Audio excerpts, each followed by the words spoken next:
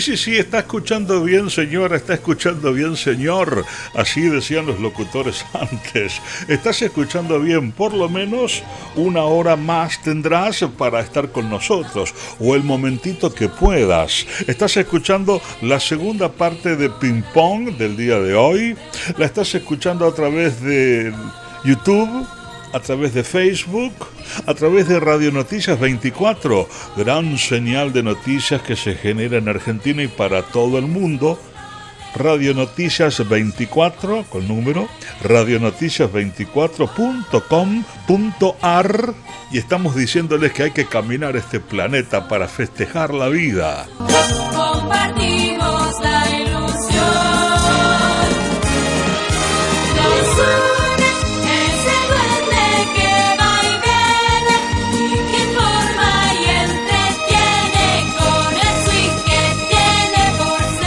¿Sabes lo que pasó? ¿Vos siempre durmiendo? ¿Siempre durmiendo? Nos mandaron un ultimátum que nomás lo pusieron en la cartelera de Kesman para que se enterara de Kesman. Todo un desastre en la del básquetbol. Diciendo que tenemos tiempo hasta el 15 de este mes para levantar el nivel cultural del programa. Y levantamos nosotros también. Nosotros también yo qué sé. Mire, yo creo que lo que podemos hacer es aprender de los que saben. Montevideo, una ciudad con un notorio aire europeo, cuenta con unos edificios que habitualmente los miramos hasta el primer piso, con suerte, no miramos para arriba, que si miráramos para arriba todo lo que hay solamente aquí en el centro de Montevideo, se te pone la piel de gallina. Se te pone la piel de gallina. Y si nos ponemos a mirar, sin tanto esfuerzo de mirar para arriba, y nos ponemos a mirar para abajo, y vemos la cantidad de monumentos que hay en Montevideo, es impresionante,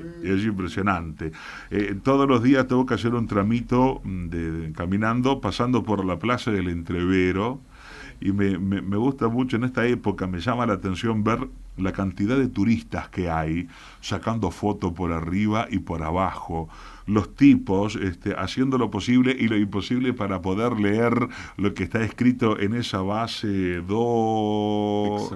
hexagonal, en esa base hexagonal, que tiene inscripciones alusivas a lo que fueron las guerras por la patria, por la defensa de la patria.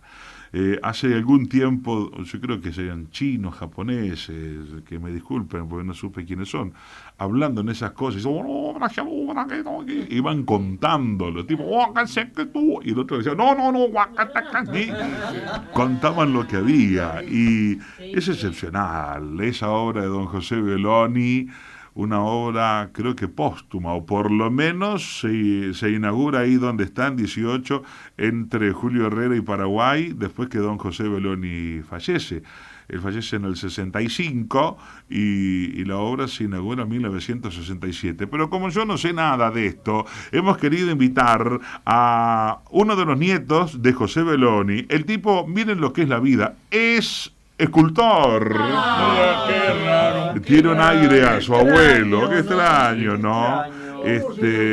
Y ha venido a pasar un rato con nosotros acá. Señor José Belloni, gracias por venir, muy amable. Muchas gracias. Muchas gracias, pero la próxima vez, si podemos destrabar las puertas del camión de Juncadela, si llegó en hora. ¿Sabes que no es la primera vez que nos pasa, no? Y con este asunto de la seguridad hoy en día, no me querían dejar bajar. Cállese, que los otros días trajimos a Olga del Grosso en una limusina y viajó parada la pobre. No. Pero gracias por venir, José, es una alegría. Un gusto. Es una alegría porque además se viene pobre. Una de las productoras de este programa estaba a punto de decir, yo tiro la chancleta y no sé qué hacer, porque la venía buscando hace mucho tiempo y problemas de salud y de laburo y de compromisos no posibilitaron este encuentro que por fin se concretó. Don José Belloni, hábleme del otro don José Belloni. ¿Quién fue su abuelo, José? Bueno, con mucho gusto. En primero, el don, déjelo para mi abuelo. Lo dejamos ahí. José Belloni a secas. Bien. O José Alberto. Bien. O Pepe, como me conoce como todo el quiera. mundo. Muy bueno. Porque por José ni yo me reconozco.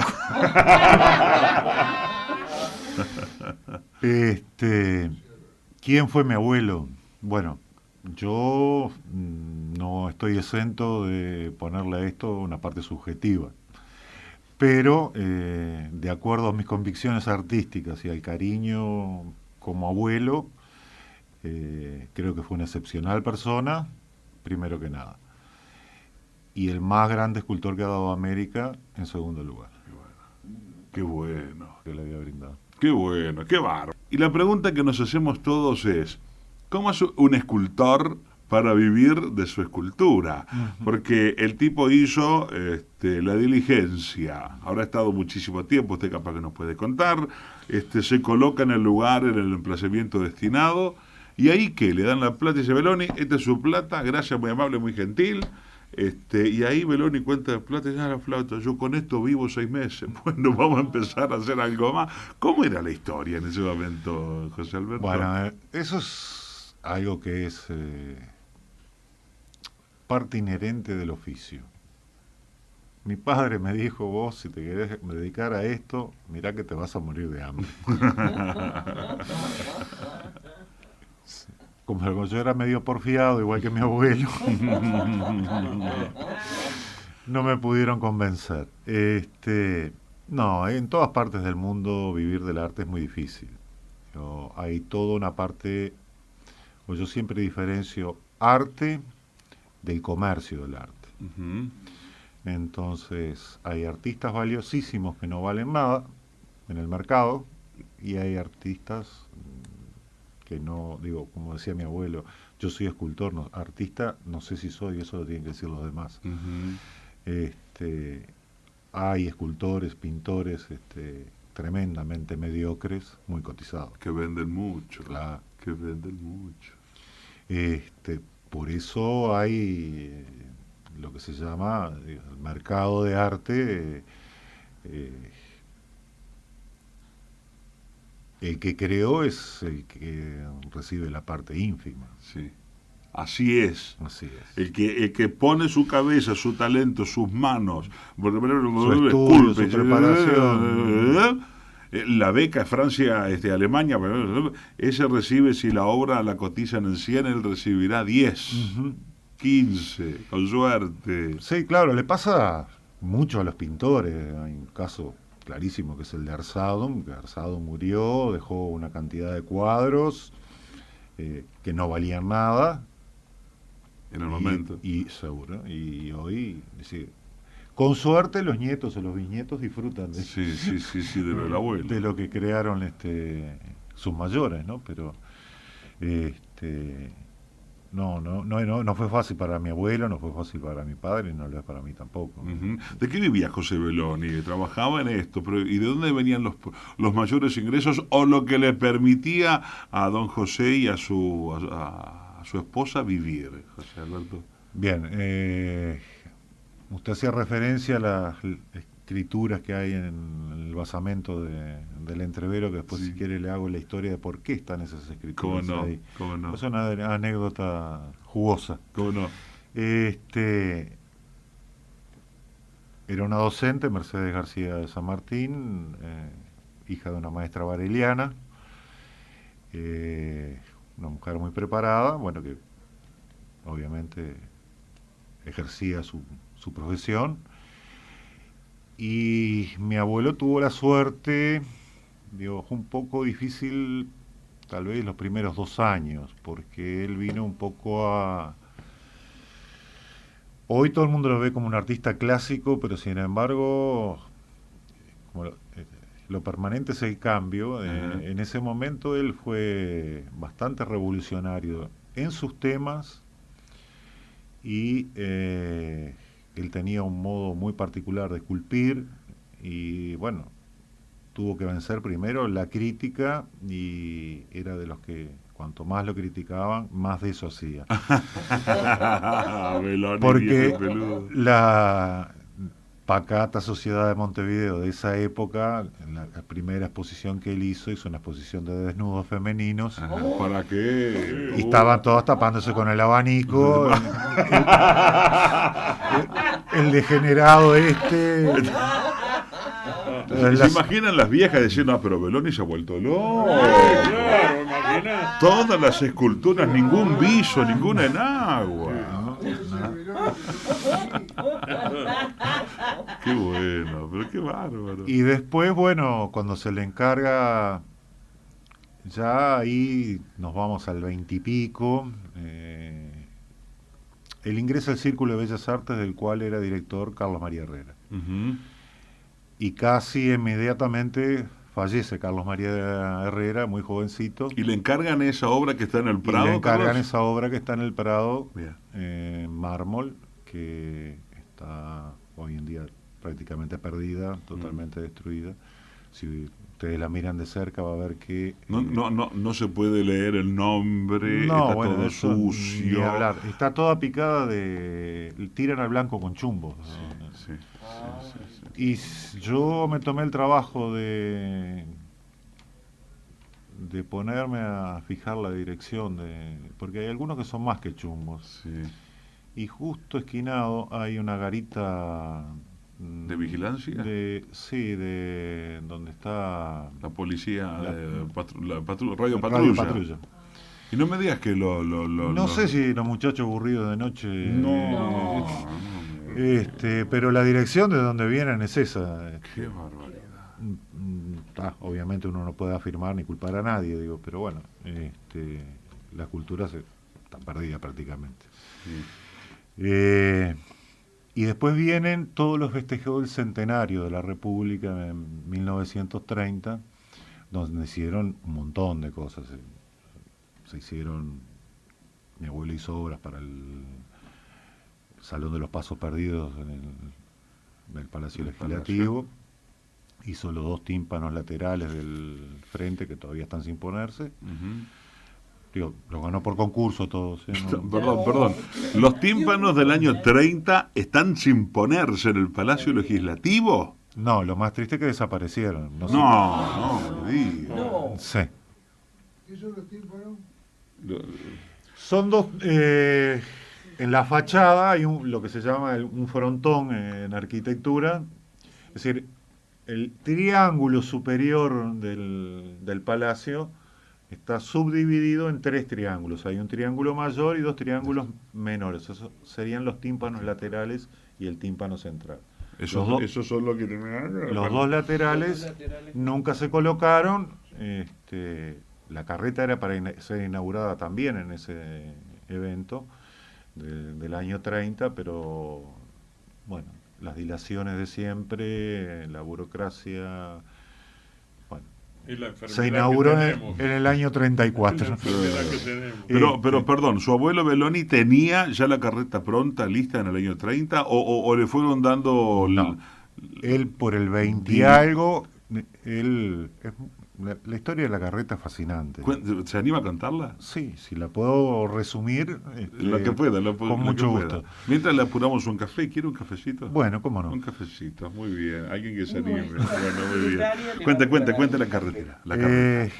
La carreta, el origen de la carreta es decir, él la crea y la presenta a un salón municipal y gana el concurso, y ese concurso hace que se la elija posteriormente para ser uno de los monumentos inaugurados en los festejos del centenario. O sea, su abuelo Belloni hace toda una maqueta, escala, pim. Exactamente. Esto es lo que a mí se me ocurre que tendría que estar colocado en este recuerdo del centenario de la patria.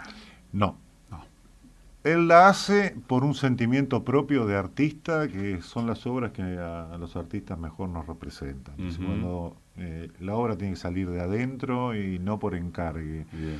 Las obras por encargue sí pueden ser de repente muy buenas obras, pero las mejores yo creo que son las que al artista le salen de adentro. Pues le decía que es una historia larga. Bien. Que yo si quiere, después que hagamos una pausa, se la relato en las propias palabras del escultor José Belloni, no las mías. Bueno, podría ser, pero él lo tenía preparado, listo, lo había hecho. Yo alguna vez leí que Belloni se iba 2x3 lo invitaba al campo un amigo y que él veía al carretero salir de mañana y volver de tarde y que eso le quedó impreso en el alma. La carreta arranca en el año cuando él tenía 8 años. No me digas. Sí. Beloni a los 8 años ve... Por eso le digo que después, él se lo voy a decir en las propias palabras de él, porque Búsquela.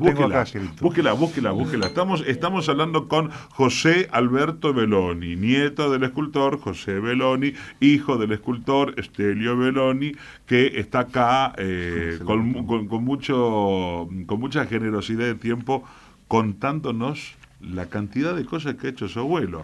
A los 8 años...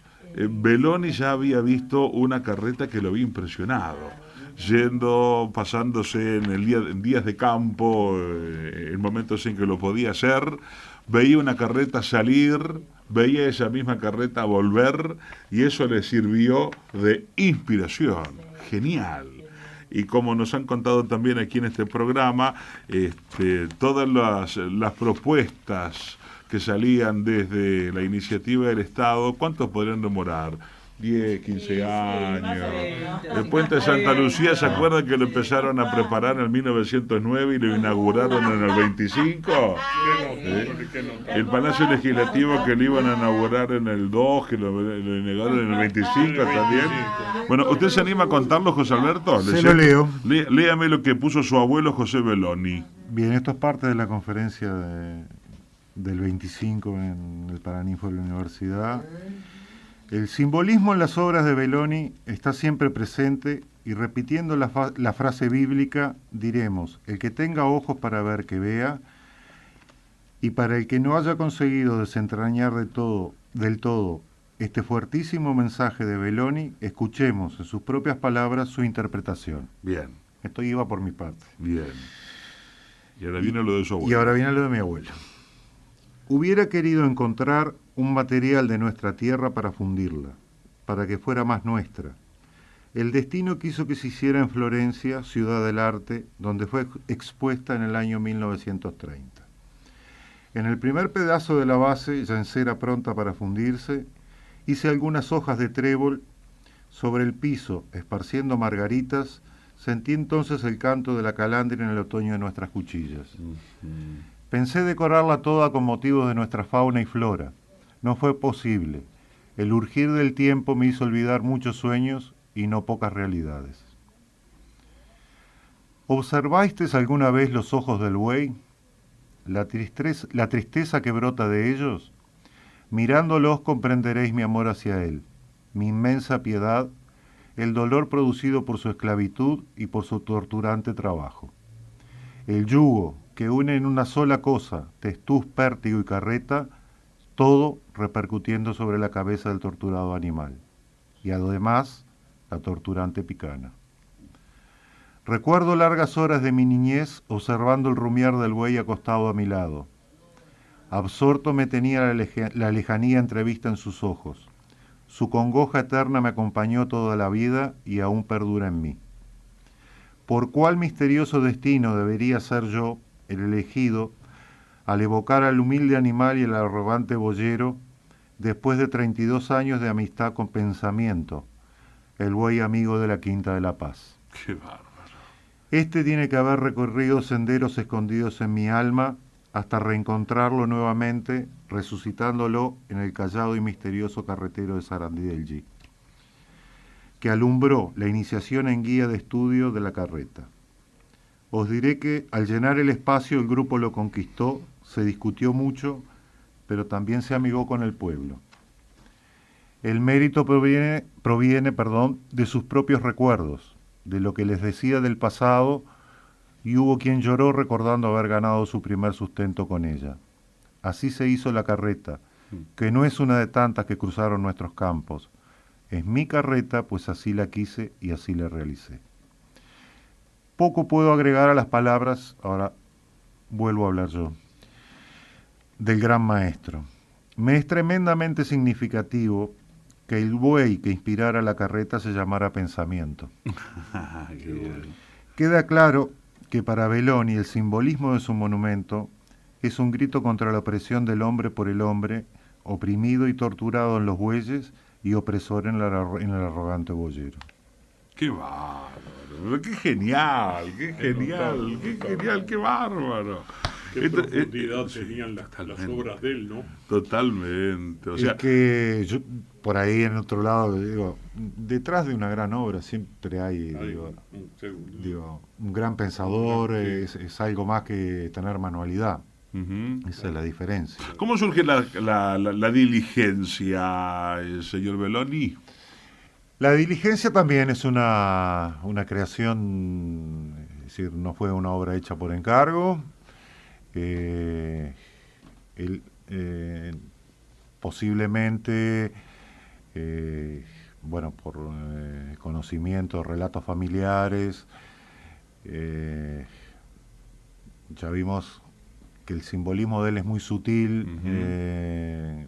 Pocas personas se paran frente a la carreta, por eso yo decía, el que tenga ojos para ver, que vea. Que vea. En la diligencia lo que quiere simbolizar es la velocidad del cambio, del progreso, porque la diligencia trastocó, es decir, hoy en día que tenemos celulares, teléfono, computadora, es decir, antes iba un chasque a caballo, tenía que hacer un montón de postas. Bueno, las diligencias ya tenían programadas las postas y no paraban. Entonces, eso agilitó muchísimo las comunicaciones, la penetración del interior de Montevideo sobre el interior, el intercambio comercial. Es decir, es el progreso, en definitiva. Qué genial, qué bárbaro.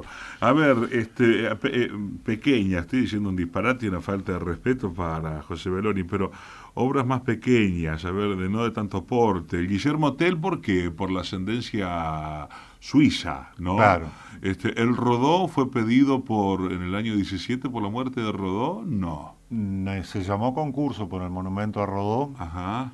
En primera instancia se declaró desierto y en segunda instancia lo ganó mi abuelo, que es el monumento que a él, desde el punto de vista escultórico y por la afinidad de pensamiento con Rodó, más lo satisfacía y más quería. Qué lindo. Él era su monumento más querido. Qué bueno. Nuevos rumbos, ahí en el Parque Rodó, el gaucho y la china buscando, no sé, avisorando, no sé, el próximo destino.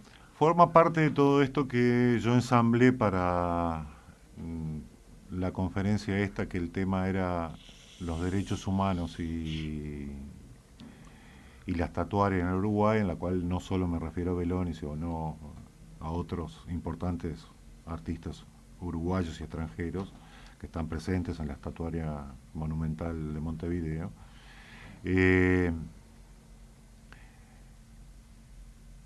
Yo tomo, la valentía, porque yo lo que digo que comienza la conferencia diciendo que antes de la declaratoria del 48 de los derechos humanos, que hoy a todos nos contiene, nos cobija y nos protege, los artistas, cuando querían manifestarse en contra de las atrocidades perpetradas contra la humanidad por el mismo hombre, además de ser artistas tenían que ser valientes. Sí, señor. Sí, señor. Y lo primero que Belloni, cuando la primera escultura, a cada artista nacional le adjudicaron una obra para el centenario. La que le adjudicaron a mi abuelo es el Negro Aguatero. Después él se ocupa mucho del gaucho, que aparece reiteradamente, es decir, el negro, el gaucho y sobre todo la mujer eran personajes muy discriminados en la época. Sí, señor. Y Belloni, si usted observa la figura del aguatero, que en realidad no era el aguatero, piadosamente lleva ese nombre, pero en la época de la colonia, el servicio cloacal de Montevideo era un negrito esclavo. Eran los negros esclavos que con un barril iban a recorrer las heces casa por casa, iban y las tiraban al río de la Plata. Ese era el servicio cloacal. Y yo tengo guardo los recortes de la época, lo bestial que era todavía la discriminación. ¿Por qué? Porque en diarios, en 3 diarios por lo menos, tengo recortes de ellos, y algunos se pueden citar, dice uno de ellos, por ejemplo: ¿quién es este escultor que se atreve a hacerle un monumento a un negro? No me digas que eso decía Montevideo. Sí. Eso decía Montevideo de José Belloni. Sí, digo, de José Belloni sería lo de menos, sobre los negros. Qué bárbaro. Digo, porque yo no uso eufemismo, ni hombre de color, No. ni Los gordos morocho, somos gordos, no. los negros son negros. Y caramba. los viejos son viejos. Y los viejos son si, viejos. si está dicho con respeto, Adelante con la palabra, ¿no? exactamente. Qué genial. Y bueno, y eso de que usted me hacía referencia a Nuevos Rumbos, está ligado a lo de... El Gaucho también fue un personaje que hoy lo vemos como nuestro antepasado, y nos sentimos orgullosos del Gaucho, y hablamos de la garra charrúa y del indio, y cometimos el peor de los genocidios, la vergüenza más grande que tenemos como nación, Sí, haber exterminado al pueblo charrúa. sí, señor. Entonces, el indio, el negro, la mujer, ¿El esclavo? El esclavo, es decir, no son monumentos como un mero canto a la belleza estética, sino que todos... Que son llamadas de atención a la exacto, particular circunstancia a de la esta sociedad. gente. Le agradecemos muchísimo que haya venido. por favor, he disfrutado y he pasado un rato hemos aprendido algo más en esta tarde. muy ameno. Sí, ameno, que piense lo que dijo, que ya no sé si le va a gustar. Y ojalá que se haga justicia. Un con apuntecito tantas- nada más porque quedó colgado ahí ¿Cómo de no? repente la audiencia sobre las leyendas de la base. Del hexágono, sí, dígalo. Fueron escritos por Mercedes García de San Martín, Sí, señor. mi señora abuela, la esposa del señor. escultor José Belloni, para explicarle a los señores ediles qué había querido hacer el señor Belloni con su monumento. Porque no hay ningún otro monumento que tenga tanta leyenda explicando Sí, qué es. sí. Ahora, mi pregunta: ¿habrán leído los ediles, José? Me tiene sin cuidado. Hasta la próxima, José. Muchas gracias. José Belloni, señores.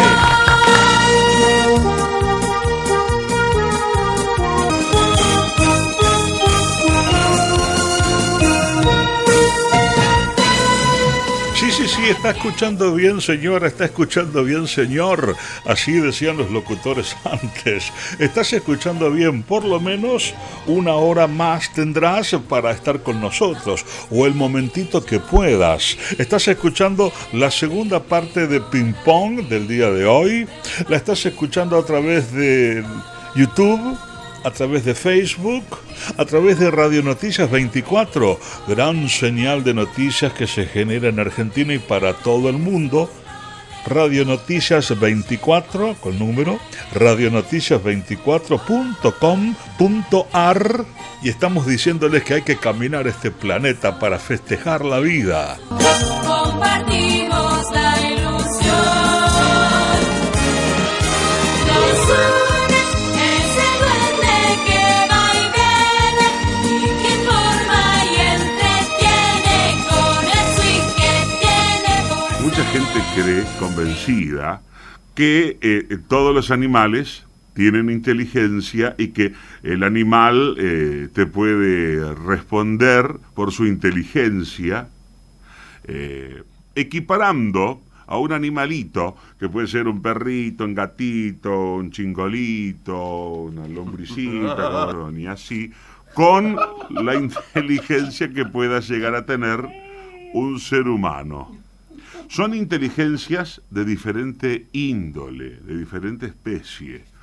Una es una inteligencia humana y otra es una inteligencia animal. Lo interesante que nos va a contar ahora nuestro compañerito Juan Escalice es que hay animales, especialmente en la especialidad, perdón la reiteración, en la especialidad de él, que es la pesca deportiva y el arreglo de timbres, y hace reiki a domicilio, que cambio de aceite, señora. Hay inteligencias animales, hay inteligencias mamíferas en el agua que se aproximan muchísimo a lo que puede ser un animador de radio, por ejemplo.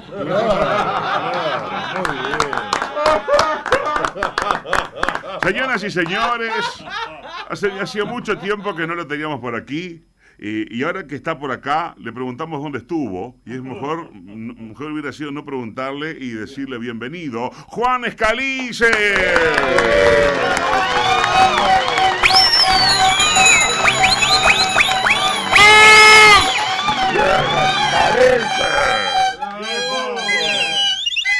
Especialista en pesca deportiva. Y vino tinto. ¿Vino tinto? Gracias por estar por acá y bienvenido otra vez al programa al cual perteneces cada vez que venís. Que nos gustaría que nos explicaras, Juancito, la importancia que tiene, no es una pizarra, la importancia que tiene entender y saber distinguir la inteligencia de un animal de la inteligencia de un humano, y cómo hay mamíferos como una ballena o como un delfín que tienen una inteligencia extraordinaria.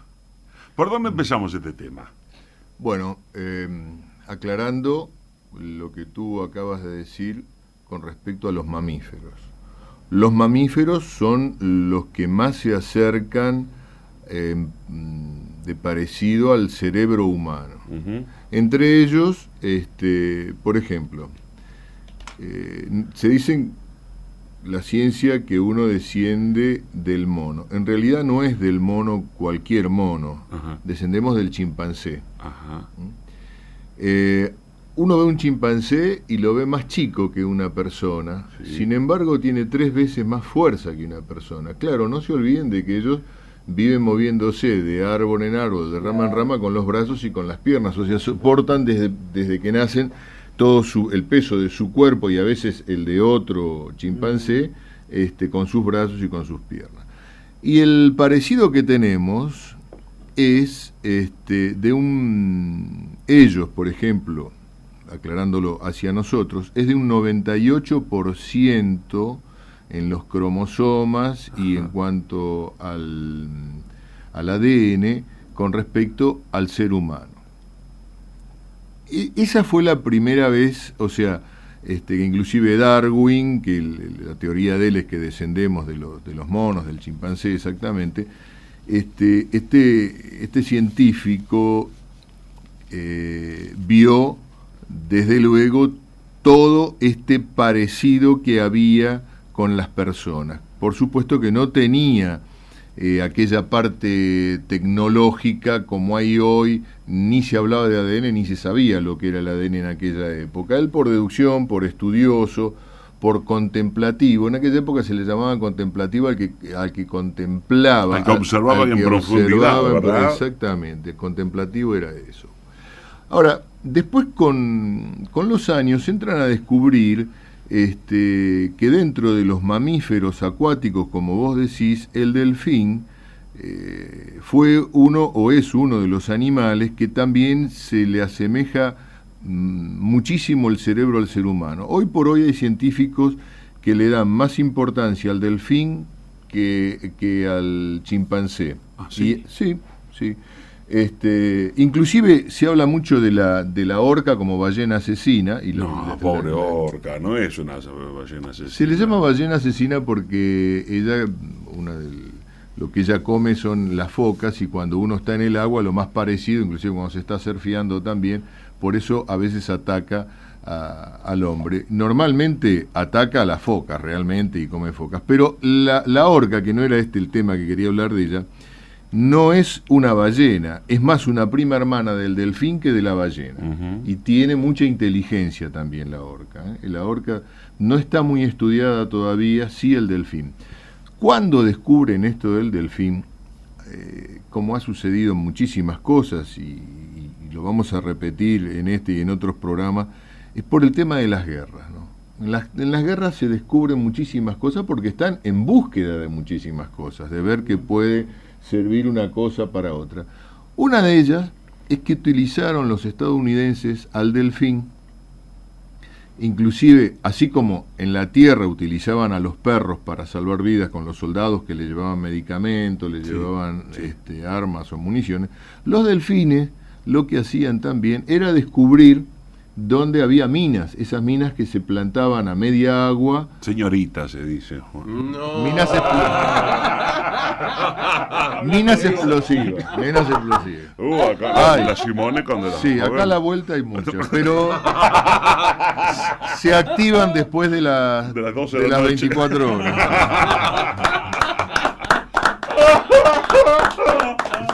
Entonces, estos delfines los entrenaron para eso. Inclusive los entrenaron también, como lamentablemente, como para, ahí sí ya los estaban sacrificando, que no hay mucho dato de esto porque eso no gusta al público, ¿no? Pero los estaban utilizando también para donde había submarinos que fuesen enemigos contrarios a lo que estaban peleando los estadounidenses, llevasen cargas de profundidad más pequeñas o bombas, una sacada al lado del delfín, le habían hecho un arnés muy particular para que lo ponga, llegaba hasta ahí para hacerlo detonar, o sea, se apoyaban en el submarino, o sea, estaban entrenados para que se apoyen en la proa, en la popa, en el medio, donde le hiciese más daño. Qué tremendo. Sí, realmente sí. O sea, son animales muy fáciles de entrenar. Eso es debido a la inteligencia que tienen. Ustedes recordarán, quienes tenemos más de 40, 50 años, de que cuando éramos chicos uno decía, mi perro es inteligente, decía en la escuela. No. Los animales no tienen inteligencia, tienen instinto. Y eso es algo que a mí no me cerraba, y creo que a muchos no nos cerraba. Claro. Porque cuando vos le decís sentate y el perro se sentó, porque le enseñaste a sentarse, Tiene su inteligencia animal. claro, pero tiene un tipo de inteligencia. Es más, hoy por hoy se habla que los seres humanos, porque, ¿cómo te puedo explicar? A ver, para ser gráfico. Antes decía, se hablaba de un ser humano inteligente cuando reunía un promedio de inteligencia genérico, ¿no? De todas las áreas. Hoy por hoy se está hablando de 200 inteligencias distintas de la persona, porque hay personas que son más inteligentes para determinada cosa que para otra. Eso que en su momento le llamamos un don. Bueno, este tiene un don para, ¿no? Para tocar el violín, por ejemplo. Bueno, se necesita inteligencia también para eso, porque tiene que tener en mente muchas cosas, dominar muchas cosas. Y bueno, y cada uno es inteligente en su medida. Hay muchas personas que lamentablemente no han descubierto la inteligencia que tienen para qué es. Pero todos tenemos un don o una inteligencia que en muchos casos se descubre o no. Por eso los científicos están hablando de cerca de 200 inteligencias. Hablamos del delfín. Tú dijiste algo muy importante, tema de un animal que está en agua. Sí. Bárbaro. Mamífero acuático. Cuando el chimpancé pasa de rama en rama y se cae al lago, pasa a ser un mamífero acuático y es un animal inteligente. Le pifió a la rama. No, te va a aguantar con guasón. Arrancaste el guasón. Primer guasón. Un poco de alegría, porque si no, hablamos, revientan al delfín con la boca. Mirá qué alegría que le costó 300 pesos. 300 pesos te sale el descuento del guasón. Bueno. Sacar los mangos para valer. ¿Cómo no? Esa es grosa, Bueno, el delfín tiene inteligencia, Sí. una inteligencia animal. Sí, por Inteligencia al fin, desarrollada por su cerebro. Yo creo que es más parecida, como que ya superan esa etapa. Vos sabés que lo que estamos hablando ahora siempre queda un poco, no tenemos la última palabra. Claro.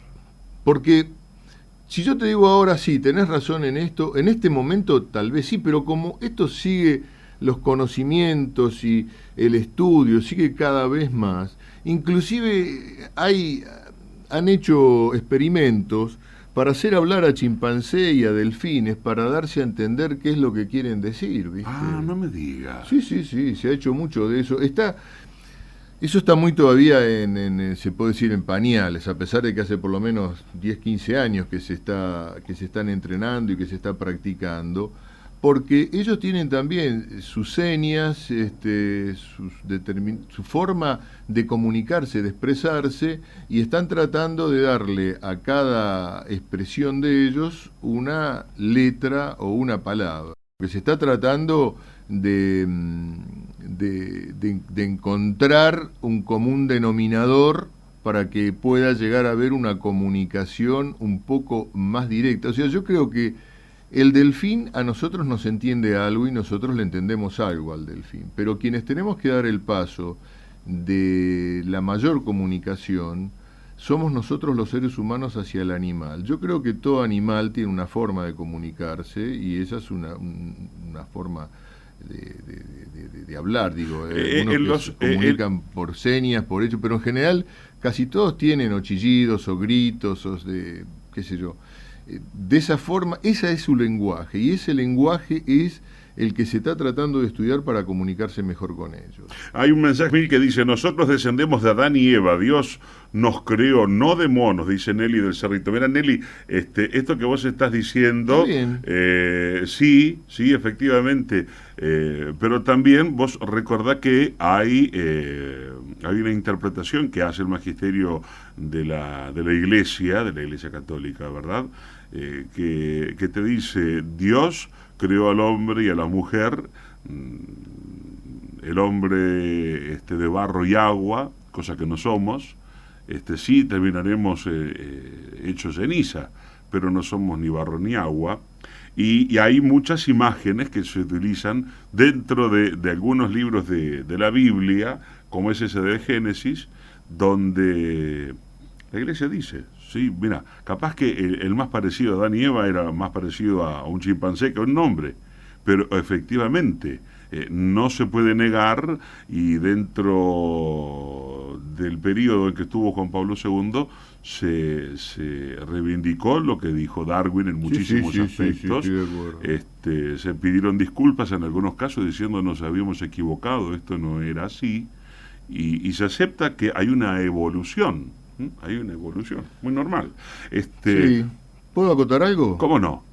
Viste que la iglesia cristiana, ¿no? Porque no es la única iglesia que hay, y católica fundamentalmente, dice de que Dios creó al hombre y a la mujer a su imagen y semejanza. Ahora, claro, quien es cristiano, quien es católico, y en general casi todas las religiones que creen una vida después de esta vida, es muy probable que sea como dice, que Dios nos haya criado a su imagen y semejanza. Pero, vamos a entendernos, la imagen y semejanza de Dios no tiene por qué ser este cuerpo físico que estamos teniendo nosotros. La imagen y semejanza es porque puede tenemos ser inteligencia esa y voluntad, imagen ¿verdad? y semejanza espiritual, tipo espíritu, tipo alma. Eso es, claro.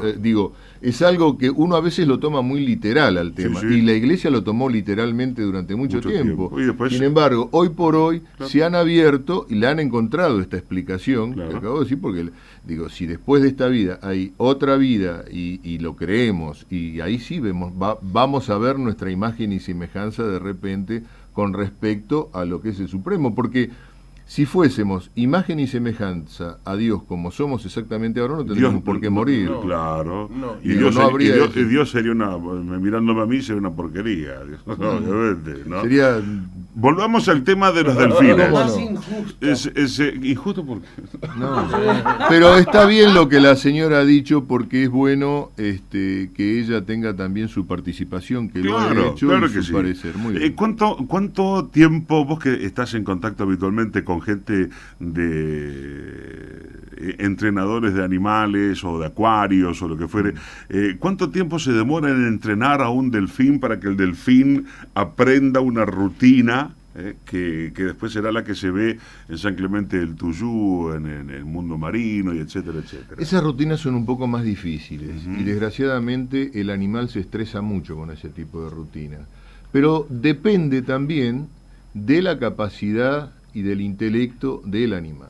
Hay animales que son captan mejor lo que el entrenador le quiere decir y en 6, 8 meses lo tenés pronto, y hay otro que de repente te lleva 1 año o 2 años, ¿no? Acá mucho más, sí. Normalmente, Con Iris no logramos- digo, yo creo que con Iris hasta... no logramos que dejar de fumar todavía. Ah, bueno, pero... Eso tiene una solución, ¿no? Pero no, de fuera del micrófono. Sigamos. Sí. Delfina. Ese es el tema. Ahora, vos sabés que hace muy poco, creo que muchos de nosotros lo hemos visto, lo hemos escuchado, una entrenadora muy joven de 40 años en el mundo marino en Estados Unidos, la mató la orca, que era una preferida de ella, Sí. y lamentablemente ha sufrido este tema, no se sabe por qué. Pero ¿qué es lo que sucede? Yo me acuerdo siempre una historia que mi madre me contaba de mi madre o mi padre. Mira, ya hasta esta altura no me acuerdo, más bien creo que fue papá, que era siempre que le gustaban estas cosas. En el zoológico de Buenos Aires había una elefanta que en un momento dijeron se había vuelto loca. Estoy hablando de la década del 40, 30, 40, yo todavía ni había nacido, ¿no? Yo no, tampoco. No, porque antes. Era un proyectito, así chiquitito. Bien. Entonces, había una elefanta que había dicho se volvió loca y golpeaba la cabeza contra los barrotes y no dejaba que entrara nadie y no comía y qué sé yo. Bueno, en un momento la aguantaron así como 10, 15 días y no había forma, la tuvieron que sacrificar, la mataron. Cuando la matan, por supuesto, Hacen los autopsia. entrenadores, claro, y la gente encargada de ahí quería saber qué podía haber pasado, empezaron a estudiar.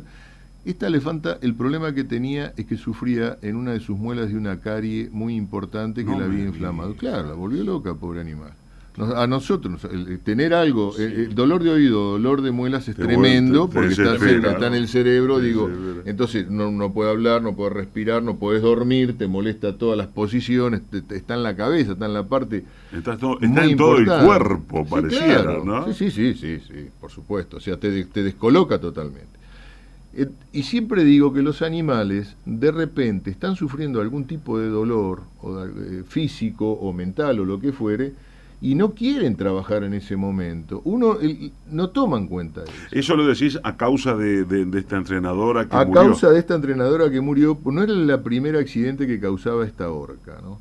Algún problema pobre debe tener, porque también puede ser que sea una orca con problemas psíquicos, esquizofrénicos, vaya a saber si le podemos decir así. Es que hay animales. Puede ser que sea neurótica. Claro que sí. Digo, ese tipo de Son cosas. neuróticas, Sí. Neurótica, Y se- claro, las neuronas. Sí, le fallan. Sí, así como hay gente con más luces y menos luces, digo, también los hay en los animales, ¿no? Apagón, ¿eh? Claro. Sí, apagón. No hablo del traje de luces de los toreros. No.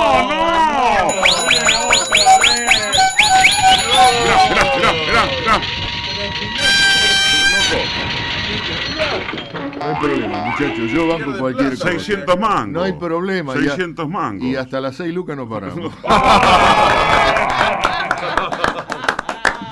Así que estamos para resumir y volver en la semana próxima. El animal tiene inteligencia, pero no tiene, podemos decir, sí. No se sabe todavía. Vos sabés que yo personalmente diría, y todo esto me da a entender que si hace 40 años atrás nos decían que los animales no tenían inteligencia, que tenían instinto, No, y hoy bien, por hoy se dice que tienen ya tienen un inteligencia. tipo de inteligencia. Pero de ahí a Y decir hay que mi algunos perro me más. habla, no. Bueno, Yo su he idioma te escuchado. está hablando. No, pero a mí, que me dice mamá, como me dice una señora, mi perro me dice mamá. Sí, también me han dicho que hay estatuas que hablan y que se comunican. En serio. Pero, y no lo digo despectivamente. No, digo, yo tampoco, lo digo ¿cómo con el te mayor de puedo los decir? respetos. No, pero no solo eso, lo digo asombrado, porque la mente humana es capaz de tantas cosas que nosotros desconocemos. Digo, de que tal vez la persona que dice eso está viendo o está sintiendo realmente eso. Que otro lo vea o no lo vea no significa... No es problema de uno. Claro. Bueno, muchachos, ¿les gustó? Señor Escalice, la semana próxima seguiremos con el tema. La semana próxima te voy a hablar de la inteligencia de los chanchos. ¿Es algo, Sí, algo algo alusivo a la fecha? No, no. Gracias, muy amable. Señoras y señores, Juan Escalice. La gente también juega con nosotros y los unos y los otros compartimos la ilusión. Roberto Barri, humorista genial si lo subo. Está quizás medio escondido en la memoria de muchos, algunos no saben quién es. Roberto Barri fue un humorista, actor cómico, músico, productor, actor de películas, actor de cine, televisión, radio, y si estuviera hoy con nosotros en las redes sociales. Escucha esto, es una grabación de 1970 y las cosas parece que no han cambiado mucho. Nuestro tema de hoy... Ah, no, la política. Decimos la política y ahí está, ahora empezamos. Ciudadanos, nuestro tema de hoy, la política. Yo creo que tenemos que terminar con la política. La política es el camino más largo entre dos puntos. Es el arte de impedir a la gente que se entere de cosas que mucho le interesan. La política es nefasta para la humanidad, porque en política la última palabra es la fuerza. Es además el arte de conseguir dinero de los ricos y votos de los pobres para proteger a unos de los otros. La política es la profesión más antigua, y tengo pruebas, de muy buena fuente. Filósofos de la antigüedad discutían sobre cuál era la profesión más antigua, y uno dijo, la cirugía. Porque cuando Dios le sacó la costilla a Adán para construir a Eva, eso era cirugía. Discrepo, argumentó otro filósofo. Para mí la profesión más antigua es la arquitectura, porque Dios al mundo lo creó del caos. Y ahí fue cuando saltó otro filósofo que aniquiló, porque dijo, entonces la profesión más antigua es la política, porque ¿quién creó el caos? ¿Y por qué el caos? Porque en el momento de votar todas son promesas y en el momento de cumplir todas son excusas. Quedan excusados, pero ¿y? Con eso no se arregla nada. Ya lo decía Winston Churchill. Churchill sostenía que un buen político debe saber qué es lo que va a suceder y luego saber explicar por qué no sucedió. La política es un arte, por lo tanto cada político un artista. Pero un artista en potencia. Hay primeras figuras, hay papeles secundarios, y los hay que en lugar de papeles hacen papelones. Lo tremendo es que todos representan las esperanzas del pueblo. En política hay distintas ideologías que se pueden definir así. Comunista es aquel que quiere hacer volar un banco. Socialista es el tipo que trabaja en el banco. Demócrata es el tipo que tiene cuenta corriente en ese banco. Y conservador es el dueño del banco. Pero, en el fondo, la política es el arte de servirse de los hombres, haciéndoles creer que se les sirve a ellos. O en otras palabras, gobernar al pueblo haciéndoles creer que el pueblo es quien gobierna. Napoleón III, fíjese, decía que la política no tiene entrañas.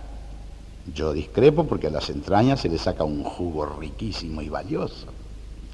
Shakespeare, léase Shakespeare, dijo, vea que no lo dijo Mongo Aurelio, lo dijo Shakespeare, dijo, la política está por encima de la conciencia.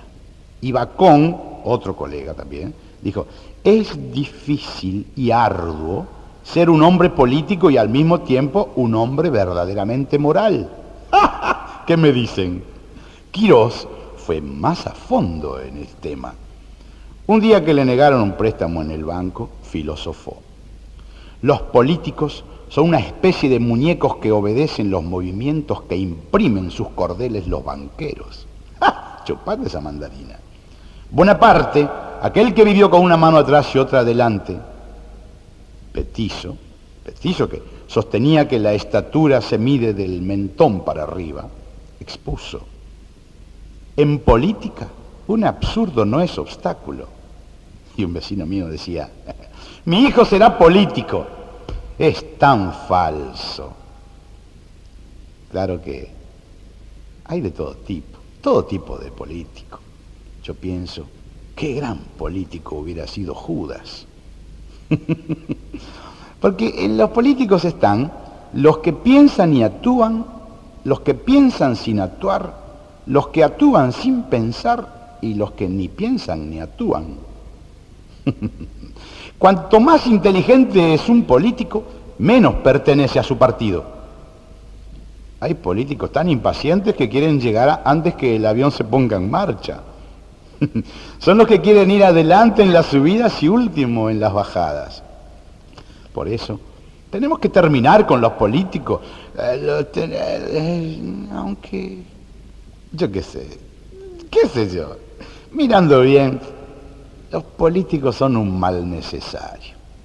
Porque si no existieran los políticos, ¿de qué hablaríamos en el bar? ¿De qué hablaríamos en la calle? ¿En las reuniones? Gracias a los políticos, la gente se decide por cosas que no entiende. Los boliches son el parlamento del pueblo. Uno llega a la casa hecho un idiota y la mujer le pregunta: ¿pero por qué vienes hecho un idiota? No, es que estuve cambiando ideas políticas con un amigo. Y esas cosas matizan la vida. ¿Quieren cosa más divertida que una ciudad en víspera de elecciones? Las paredes de las calles parecen las paredes de un camarín de teatro. Un retrato encima de otro retrato, una leyenda encima de otra leyenda. Música, bullicio, ruidos estridentes, apuestas, jolgorio. Como si en lugar de elegir un candidato, se estuviera festejando una conquista del pueblo. Se aprovecha todo para pegar afiches, en todas partes, en columnas, en árboles, en fachadas, en espalda de gordas. Quieren cosas más divertidas, más alegre. Ese barullo incesante, esa euforia, qué sé yo, uno se embriaga de dicha. ¿No es sublime? ¿Y el día de las elecciones? Un buen asado con cuero, vino a granel, y terminan gritando ¡viva el doctor! Con una borrachera de locura. Por eso, qué sé yo. Es necesario que sigan existiendo los políticos, aunque nos sigamos equivocando. Esto es todo, he dicho.